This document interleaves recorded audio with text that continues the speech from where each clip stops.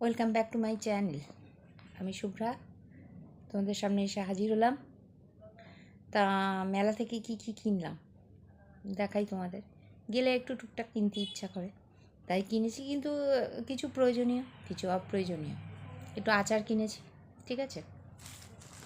এই দেখো, আমার একটা ব্যাগ কিনেছি, ঠিক আছে। আর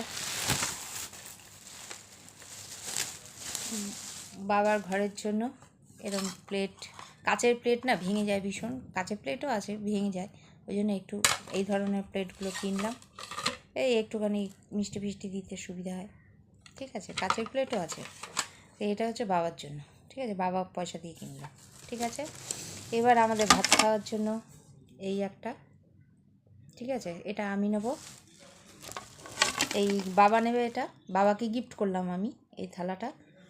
এটা তোমাদের দাদা কে গিফট করলাম আমি।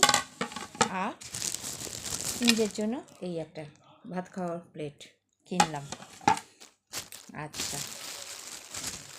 ক্লিপ কিনলাম, দুখানা ক্লিপ কিনেছি মাথার চুলের, ঠিক আছে, সব প্রয়োজনীয়, ঠিক আছে।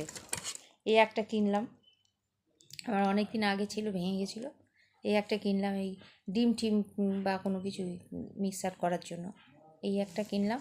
আর এই পাতিলেবুর রস করার জন্য আমার ছিল না, তাই এই একটা কিনলাম।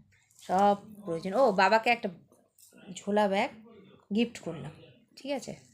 তাই এই মেলায় জিনিসপত্র কিনে নিয়ে আসলাম। গেলেই একটু কিনতে ইচ্ছা করে, কিন্তু দরকারি জিনিসগুলোই কিনেছি, ঠিক আছে। এটা অবশ্য বাবা নিজের টাকা দিয়ে কিনেছে।